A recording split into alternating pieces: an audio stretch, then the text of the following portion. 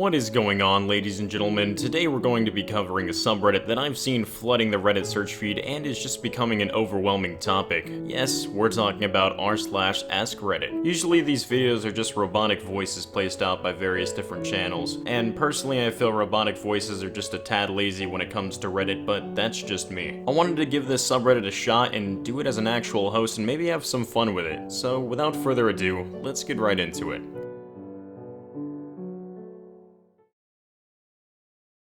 Minecraft, our favorite building block simulator that made after school and weekends just that much better. This game has proudly withstood the test of time from being a great game to having its name stained as a game only for children, then back to its rightful place after everybody remembered that, hey, this game's actually pretty fun. I personally remember in 6th grade when my friends from school said I should get Minecraft so I could play with them after class. Needless to say I did, wanting to fit in and make friends, and man, I'm glad I did. We used to have this Minecraft world called North Park that multiple kids from our middle school would join in, and we had a requirement that if you joined, you had to make a house or a structure before leaving as to make the world bigger. We had jobs, shops, hotels, mini games, roller coasters, football fields, and even a strip club, which, by the way, was terrible. I even built a secret underground system that built into my friends' houses. Now, years have passed and that world sits abandoned in a dusty Xbox in the closet of my friend's room. For me, that was probably my most favorite Minecraft world I've ever been a part of. I'm your host, Wonderstruck, and today we are going to be covering what was your most memorable Minecraft world? What was your most memorable Minecraft world? Back when Minecraft started, 1.3, when they added beds, I was playing with a group of friends on a server where we each made a small city with our base in it, and a Minecraft system to travel from one place to another. That server wasn't ours, but we never saw anyone else on it, not even the owner. Spent a few years on it until the owner of the server privatized it. I did this one time in a Minecraft world I had called Narwopolis, and it was a giant kingdom we had, and I spent a total of 36 hours building a super complex and nice looking underground system that you could only get into by one block hidden in my house. It was honestly like a really fun achievement I had made when I was in 8th grade. However, I had the tragic fate of my mom showing up with a USB stick that had the world on it and was like, "I found this in the washing machine." And I knew right then and there that the world was gone. Friend owned and ran the second largest Minecraft survival server in Australia at the time, OSRP Craft, on which I was a mod. Each mod had their own town which players could join, or they could create their own if they had 4 other players willing to join them. I had the largest desert town called Solora, which had some pretty skilled builders living there, and they made it look fantastic. That was until the owner of the other mod decided to declare war on Solora. At this point, sandstone had just been added and it was quite strong, so I made like Trump and built a wall. It looked pretty sure to those builders. We defended Solora hand right up until the update came that made sandstone break super easily. At this point, Solora was ransacked, and my town became a group of guerrilla fighters who led a stealth mission into the owner's town, built a series of strategically placed tunnels, and blew the place sky high. Not gonna lie, that actually sounds really cool. When I was younger, I used to play Minecraft on console with my mom and sisters. We had one world on creative where we would build. My mom loved building. She especially loved lapis ore and would go on creative and build houses and pools. I remember when she built a massive hotel made of wool, with each room furnished with pictures and beds. Each layer was a different color. It was Rainbow Hotel. She once took an entire mountain, hollowed it out, and covered it with gold blocks. It was completely empty inside, aside from the torches. We named the world after it, the Golden Mountain. Then we loaded up a survival world and her chest got blown up by a creeper.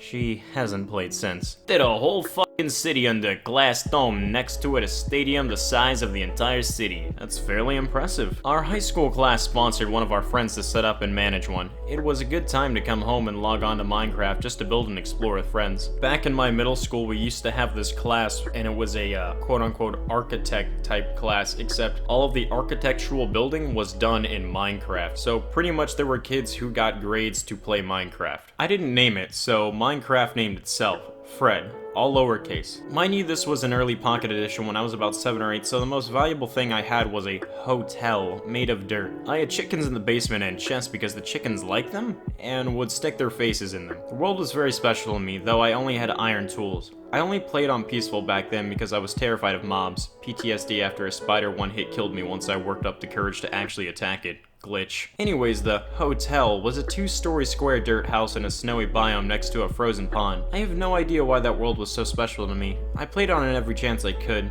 Unfortunately, I was forced to delete it when an update rendered it unplayable. My son was young, and he and his friends did challenges together where they'd make superheroes, like large-ass statues. They were actually surprisingly good. He'd show them to me from time to time, and I always thought they were cool. So one day Gwenpool was there, but she'd been there a while, except I see something weird around her crotch area. I ask him, he doesn't know, so we go over and see that one block of the glass area, and we see a pig moving around inside her. I break the block by accident. I swear I don't know how you were destroying everything you built when you play that game, or I'm just crusty and old. Anyways, I do that and the pig falls out, and then tons of animals start coming out. My son says, I didn't know she was pregnant before. One day I was doing laundry and stuff, going back and forth by my son's room, watching him and his friends being all super serious, carefully crafting humongous Steve and Alex statues. They did a terrific job on these statues. Then they took buckets of water and made them both look like they were peeing all over the village they built them by. I had to hide in the laundry room and laugh my ass off. I always had the problem when every time I would try to build any sort of statue type characters, my friends would always come over and decimate it or add some type of weird, inappropriate addition to it. Needless to say though, it is pretty funny going back in those worlds a couple years later and seeing what they did. Tweak the settings until I got massive mushroom biome peninsula as my spawn, solely because I liked the color of grass when it grew. It took days. With how much work I put into it, I really should have saved it all somewhere. My frickin' server world. My mate and me had our own public server. We had over 40 active players. Everything was built in survival mode without mods and stuff. The community was awesome. Now I recently discovered a frickin' fan-made trailer for my old server. The nostalgia hit me like a truck, and I don't have the Word file anymore.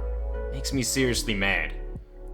Back in the Xbox 360 Minecraft with the fixed world sizes, I honestly have no idea if current console Minecrafts have the same limitations. I had a world that was filled with castles of various designs from demonic to Scottish to typical medieval, complete with a large mining system connecting all the castles via a rail system, which also supplied all the materials for said castle. I don't play, but my 6-year-old daughter discovered that if you feed shrimp to cheetahs in the game, they turn into house cats, so she went around domesticating cheetahs and built them a giant cat condo community to play on. She really likes cats. I can't even lie, that's really adorable. A friend of mine made one called Cheesing, and it wasn't defined by crazy complex buildings, but rather by dozens of entirely self-sufficient and safe rest stops. Most of the paths were marked by simple 2-block high cobblestone with torches, usually just under the draw distance limit on his computer. The world is frickin' massive. The only effective way to travel between some areas he built was through the nether, and in some cases you'd have to travel for over an hour in real time to get anywhere. There were a few impressive structures. My friend preferred to work with the shape of the land and available local resources. It's amazing what you can do when working part-time. I actually still have it on my old tablet. I tried making a city. There was a house, apartment, building, jail, restaurants, and some sort of sidewalk connecting everything. I spent like a week on that. I once built the Pentagon alone, 200 plus hours of hard work, and my data just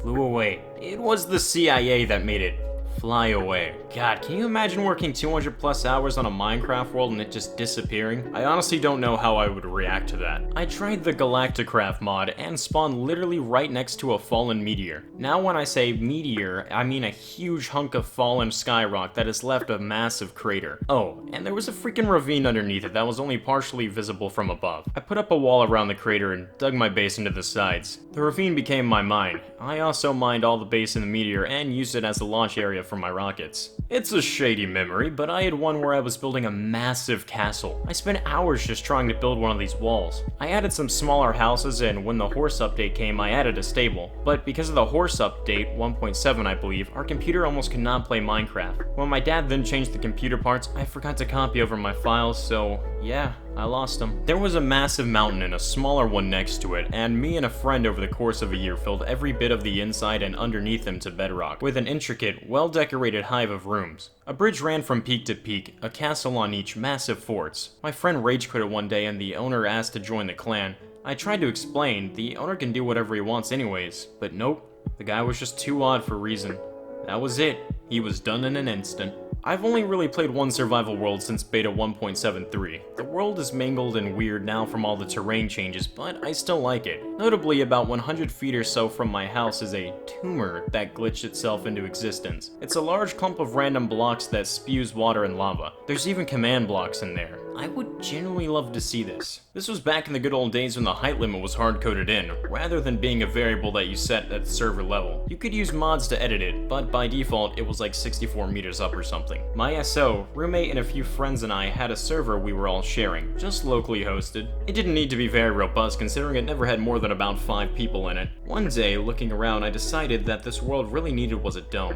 But not just any dome. Oh no, this was going to be a maximum height dome, stretching from the ground all the way up to the height cap. So I looked up a voxel design for a sphere, calculated how big across a 64 height dome would be, and started leveling and clearing the ground. Then I started putting down stone blocks, following the plan, and building the dome. Of course, this thing was getting massive, and I ran out of stone in like half an hour, but my friends decided to give me their massive stacks of stone that they'd gotten from digging out tunnels underground. And this continued for a good 2 or 3 weeks, with me spending most of my time building this crazy dome and them doing normal Minecraft things. Naturally, it took a long time at first since I had to lay out the full perimeter, but slowly, over time, the dome started getting bigger. One day we noticed it was actually starting to blot out our maps. Then it got tall enough that you could see it at a distance, through the trees. And it didn't stop.